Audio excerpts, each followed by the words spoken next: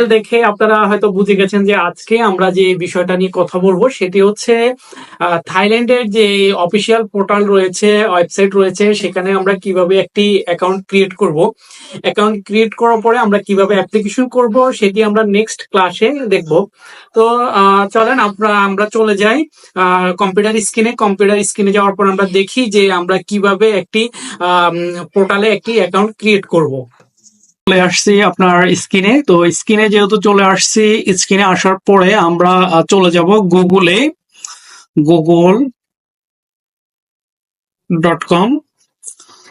গুগল.com-এ চলে যাওয়ার পরে আমরা এখানে লিখব থাই ইবিসা।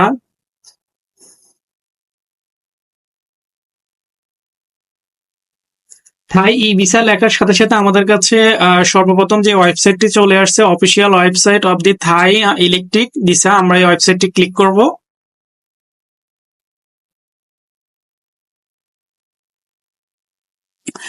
এই ওয়েবসাইটটিতে যখন ক্লিক করব আমরা সরাসরি চাইলে থাই ই ভিসা .go.th এই ওয়েবসাইটটিতে আমরা ভিজিট করতে পারবো। তো আমি ভিডিওর ডেসক্রিপশন বক্সে আমি ইউআরএলটি দিয়ে দিব, ওখান থেকে সরাসরি আমরা এই ওয়েবসাইটটি ভিজিট করতে পারবো। এই ওয়েবসাইটটি ভিজিট করার পরে আমরা এখানে দেখব কিভাবে একটি অ্যাকাউন্ট ক্রিয়েট করতে হয়। বলে নিই যে একটি অ্যাকাউন্ট দিয়ে আমরা 10টি অ্যাপ্লিকেশন করতে পারবো, যে কোনো ব্যক্তির জন্য 10টি অ্যাপ্লিকেশন করতে পারবো। তো এখানে আমরা ক্রিয়েট অ্যান অ্যাকাউন্টে চলে যাব। ক্রিয়েট অ্যান অ্যাকাউন্টে চলে যাওয়ার পরে আমরা এখানে থাইল্যান্ড ভিসা অ্যাকাউন্ট যে অপশনটি আছে এখানে দেখতে পাচ্ছি যে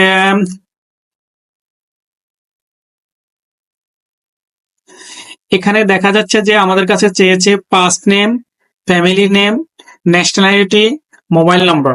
তো আমরা এখানে ফার্স্ট নেম দিয়ে দিচ্ছি। আমরা যেহেতু আমরা নিজেরা হয়তো এজেন্সি আছে বা আমাদের একটি দোকান আছে বা একটা প্রতিষ্ঠান আছে, আমরা আমাদের নামেই অ্যাকাউন্টটি ক্রিয়েট করব। তো এখানে আমি আমার নাম দিয়ে দিচ্ছি, আরিপুর। সেকেন্ড ঘরে দিয়ে দিচ্ছি রহমান। এরপর হচ্ছে ন্যাশনালিটি হচ্ছে আমাদের বাংলাদেশ, আমরা এখানে বাংলাদেশ দিয়ে দেব। এরপর হচ্ছে মোবাইল নম্বর, তা আমি আমার মোবাইল নম্বরটি দিয়ে দিচ্ছি। মোবাইল নম্বরটি দিয়ে দেওয়ার পরে আপনারা এখানে আপনাদের ইমেল অ্যাড্রেসটি দিবেন। তো আমি এখান থেকে ইমেল অ্যাড্রেসটি কপি করে নিচ্ছি আমার। এরপর হচ্ছে এখানে যেহেতু আমরা একটা অ্যাকাউন্ট ক্রিয়েট করতেছি, এখানে আমরা একটা পাসওয়ার্ড দেব। তো আমরা একটা পাসওয়ার্ড দিয়ে নিচ্ছি এখানে। পাসওয়ার্ডে অবশ্যই আপনার লেটার এবং কি চিহ্ন থাকতে হবে। তো আমরা এখানে একটা পাসওয়ার্ড দিয়ে দিচ্ছি,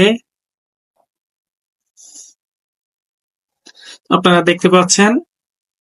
তো এখানে এই পাসওয়ার্ডটি আমরা নিচের ঘরও সেম পাসওয়ার্ডটি দিয়ে দেব। কনফার্ম পাসওয়ার্ড যে লেখাটি রয়েছে এখানে আমরা দিয়ে দেব। অর্থাৎ আমাদের কাজ শেষ। এখন আমরা যদি এখানে যে কোডটি রয়েছে, সরি, এখানে এই অপশনটি আমরা টিক মার্ক করে দেব। টিক মার্ক করে দেওয়ার পরে আমরা এখানে এই ক্যাপচার কোডটি দিব। তো YK6T6GM। এরপর আমরা ক্রিয়েট অ্যান অ্যাকাউন্টে ক্লিক করব। আমাদেরকে এখানে যে please check your email inbox to verify the email, তো আমাদের ইমেলে একটি মেল পাঠানো হচ্ছে, বলা হচ্ছে যে এটি ভেরিফাই করার জন্য।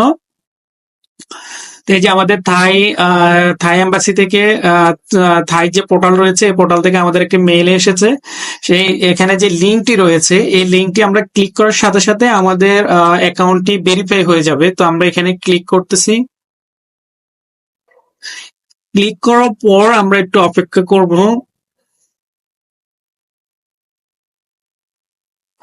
ক্লিক করার পর আমাদের কাছে যেহেতু আবার ওই কোডটা চেয়েছে, আমরা এই কোডটা দিয়েছি। এগুলো হচ্ছে ক্যাপচা, যারা আমরা অনলাইনে কাজ করে তারা জানি যে এটি অনেকগুলো সিকিউরিটির জন্য ব্যবহার করা হয়। তো আমরা এটি দেওয়ার পরে কনফার্ম ক্লিক করব। আমাদের বলা হচ্ছে যে আমাদের এই কোডটি ভুল বলতেছে। তো এই কোডটি ভুল হওয়ার কারণে হয় নাই, আমরা আবার আরেকটা কোড দিয়েছি, ওই কোডটি দিচ্ছি GU5T। এরপর আমরা কনফার্মে ক্লিক করব। কনফার্ম হয়ে যাওয়ার পরে আমরা আমরা এখানে আমাদের যে ইমেল অ্যাড্রেসটি রয়েছে সেই ইমেল অ্যাড্রেসটি এবং পাসওয়ার্ডটি দেব। তো পাসওয়ার্ডটি অলরেডি আমাদের কপি করাই রয়েছে। আমরা এখান থেকে ইমেল অ্যাড্রেসটি দিয়ে দিচ্ছি। ইমেল অ্যাড্রেসটি দিয়ে আমরা এখানে আমাদের আবার ওই কোডটি ফিল আপ করে ক্যাপচা কোডটি ফিল আপ করে আমরা আমাদের থাই যে পোর্টাল রয়েছে এই পোর্টালে লগ ইন করবো। তো এখানে আমি যখন সিঙ্ক ইনে দেব সেভ, এই যে আমাদের থাই পোর্টালটি রেডি হয়ে গেছে। আমরা এখানে অ্যাপ্লাই ফর নিউ ভিসা এই অপশনের মাধ্যমে আমরা অ্যাপ্লিকেশন করতে পারবো। তো আজকে আসলে অ্যাকাউন্টটা কিভাবে ক্রিয়েট করা যায় এই বিষয়টা নিয়ে আলোচনা করছি। নেক্সট ভিডিওতে আমরা দেখব কিভাবে আমরা একটি অ্যাপ্লিকেশন করব। তো নেক্সট ভিডিওর জন্য অপেক্ষা করা। আর যদি এখানে কোনো কিছু ভুল হয়ে থাকে বা কোনো কিছু বুঝতে অসুবিধা সেটি কমেন্টে জানাও। আর ভিডিওটি লাইক এবং সাবস্ক্রাইব করতে অবশ্যই বলবে না। ধন্যবাদ।